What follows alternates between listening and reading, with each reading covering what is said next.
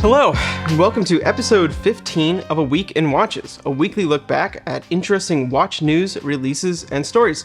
I'm your host, Zach Weiss, co-founder of WarnerWound. Thanks for joining me. This week we have a lot to cover. I start off with a few quick stories that I missed over the last couple of weeks when I was covering Geneva Watch Days and such, then on to some relevant news stories, and finally back to a question from the audience. Before we get into it, if you enjoyed this content, please like and subscribe. It helps us out, and we really appreciate it. This week's sponsor is the WarnerWound podcast. I bet you didn't expect that one. For weekly discussions about watches, releases, articles, hot takes, and just about anything horology that are often a bit off the cuff and never take themselves too seriously, check out the WarnerWound podcast, airing on Wednesdays, available anywhere you find your podcast. Let's quickly catch up with some pertinent news.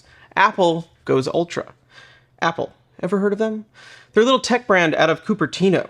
Jokes aside, the Apple Watch is a force to be reckoned with. It's the most sold smartwatch by a wide margin, and the gross sales in previous years at least exceeded that of all Swiss watch exports. Anyway, they released the newest versions of these watches on the 7th of September. They do everything a bit better than the previous models, and apparently help keep you alive if you fall or crash or get lost, which is the kind of electronic-only complication that I do think probably has some value. But more interestingly, they launched the Apple Watch Ultra.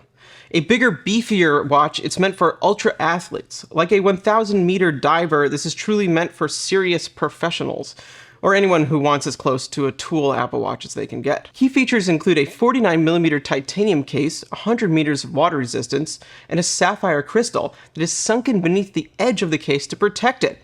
Think different, indeed. This is stuff us watch nerds might not blink an eye at, but they are a big deal in a smartwatch, and we all know 100 meters of water resistance is plenty. Get over it. It also has 36 hours of battery life, up to 60 hours in low power mode, which is the best so far for an Apple Watch, which is clearly important for long excursions, hikes, etc. But it's not that great compared to other outdoors-focused smartwatches by brands such as Garmin and Sunto. Also, there's an action button for ease of use with gloves and while active. Overall, it's probably the most exciting Apple Watch in a while, and personally, I think it looks awesome, like a sci-fi titanium tank. It costs $799, and there are also some very cool new strap options. I don't know about you, I was actually a bit surprised by $799. I thought they would charge a lot more for this, so that seems reasonable, maybe not. Monta gets high with the Skyquest. Monta, everyone's favorite St. Louis-based microbrand, known for their conservative styling and high-quality finishing, has launched an updated version of the Skyquest GMT. A staple of their collection, the original took clear inspiration from certain iconic Swiss GMTs, but played with the format, giving it their own unique twist and details, such as a kinked GMT hand and a printed rehaut with cutouts for the applied markers. They closed out the original version with an opaline and gilt dial back in April of this year. The question was, what will they do for a new version? And now we know. The new Skyquest GMT is similar at a glance, but quite different up close, with new proportions and totally rethought details.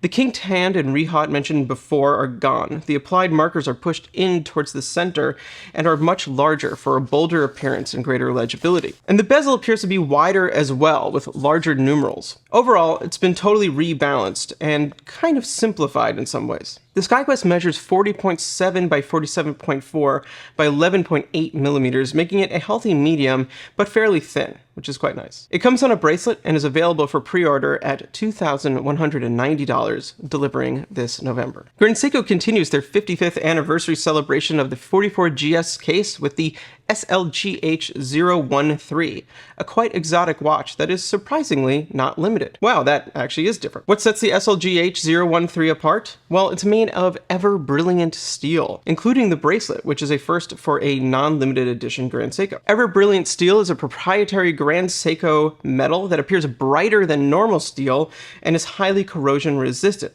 Alongside their high-intensity titanium, it's just another trick up Grand Seiko's sleeve to distinguish themselves from their Swiss competitors. But that's clearly not all. The SLGH013 is powered by the 9S-A5 caliber. One of their newest movements, it's very luxuriously decorated and features an 80-hour power reserve, 36,000 beat per hour frequency, making it a high beat movement, and most important horologically, their dual impulse escapement, which is their in-house developed escapement.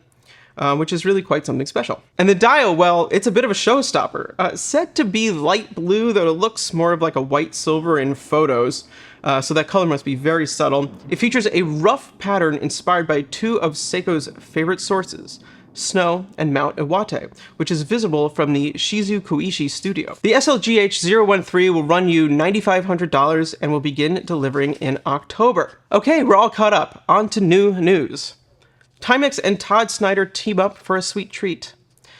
Timex and menswear brand Todd Snyder are no strangers. They've released countless collaborations at this point, typically pulling from Timex's extensive archives for inspiration. Some highlights include 2017's Blackjack, which featured a bullseye dial in white, black, blue, and red, within a PVD case for a bold, sporty style. And the gold and olive 34mm Marlin from 2019, which was a more formal affair and just a truly gorgeous color. Probably my favorite combination on the Marlin ever. There are many more, from Timex Qs to field watches. For the newest collab, they've gone the military route again, but with a visually bold twist that, well, makes it stand out. Called the Mark I Black and White, it's a 40mm field watch with a dial split right down the middle. Black on one side, white on the other. In their own words, it is a blend of war and peace, dive and dress watch, or neither, to be honest, and guaranteed to remind any New Yorker of a certain hometown baked good. And this is why I like it. Any frequenter of New York City's bagel shops and old school delis will know and love the black and white cookie. A cakey cookie with split glaze of vanilla and chocolate. As a child, I only cared for the darker half because, well, it was chocolate. Whether the watch will cause salivation is TBD, but even without the cookie association, it's quite the looker. Though split dials are uncommon, I've actually seen images of vintage field watches that were similarly split, though across the horizontal line, as they were 24-hour watches, and that was indicating day and night. So there is some precedence to this. It's certainly a striking look that adds some oomph to a typically understated dial design. Apart from the dial, it features a domed acrylic crystal, Indiglo, 50 meters of water resistance, a quartz movement, and a nylon strap. The Timex X Todd Snyder Mark I Black and White is available through toddsnyder.com and runs $138. That's a lot for cookies, but not a lot for a watch. Okay, now it's time for a question from the audience. It's been a minute since I've taken a question, so I'm excited to do so. Before getting to it, if you have a burning watch question, put it in the comments or send it to info@wornandwound.com, and I'll try to answer it in a future episode. Sai Kiran asks, how reliable are meca-quartz movements, and why don't other brands than Seiko use them? So starting with the first part, they're very reliable in my experience. The meca-quartz movements are a truly fantastic option for brands that want to make chronographs, but keep them affordable. They mix quartz accuracy, which is obviously very high, with the feel of a mechanical chronograph. Meaning that they have sweep seconds counters and instant reset. The only downside is that they are battery powered, so eventually you do have to change the battery on that watch. I recall the first meca-quartz watch I reviewed, the Techne Sparrowhawk 2, which was all the way back in 2012. It was a breath of fresh air, and seeing the uptake of those movements has been genuinely exciting since as a chronograph fan. In terms of why brands don't develop them, that's hard to say. Though, interestingly, there used to be some very high-end Swiss meca-quartz movements out there. And no, I'm not lying. Back in the 80s and 90s, one could find Jaeger-LeCoultres and IWCs with the caliber 630 inside.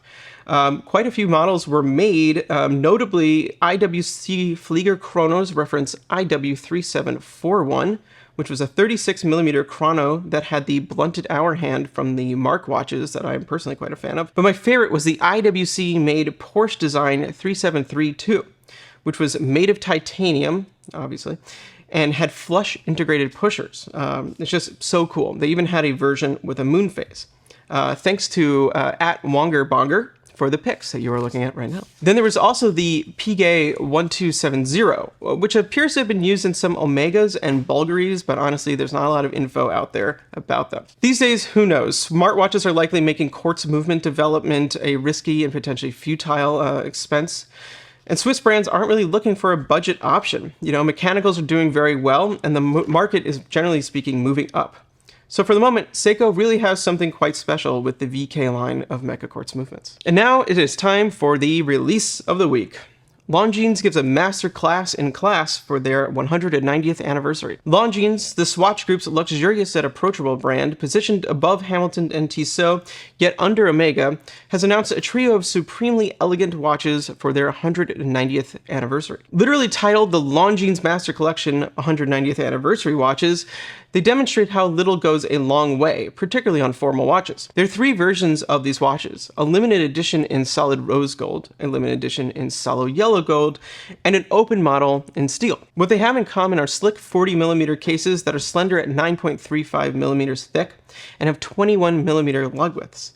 Dear Swiss brands, please don't make 21mm lug widths a thing. Thank you. Inside are Longines caliber L888s with silicone balances and 72 hours of power reserve, which is all well and good, but the dials are really the star here. Each version has different coloring and finishing, but all feature engraved Breguet numerals, which simply look amazing. They also have quite clean chapter rings with dotted indices and flowing leaf hands, completing the picture for a classic but very refined dress watch. The gold versions feature plated numerals for a little extra pizzazz, but my favorite is the steel on steel on steel model, which has a sandblasted dial that provides a subtle and incredibly tasteful contrast to the carved out numerals. It brings to mind the watches of Japanese independent brand Naohita, but are far more accessibly priced. The Longines Master Collection 190th anniversary comes in at $12K for the gold models, which are limited to 190 models each, which all things considered seems kind of fair for gold, maybe not.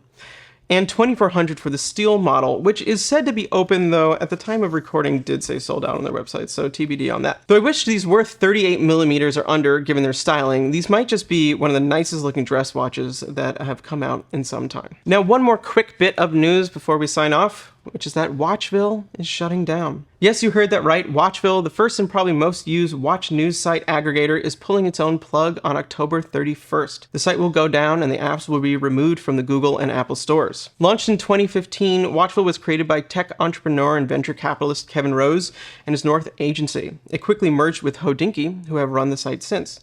Over the years, it has remained largely unchanged, save adding new sites as they have come along. And at its best, it provided an equal playing field for content to be viewed by enthusiasts, which, particularly for newer, younger sites, was really quite significant. To my knowledge, there is no other aggregator that currently matches Watchville in popularity, leaving quite a hole in the industry. So pour one out for Watchville. And that, as they say, is that. Please keep heading to Worn Around Daily for more watch news, in-depth articles, and reviews. And don't forget to send us your questions if you have them. I'll see you next Sunday. Thanks.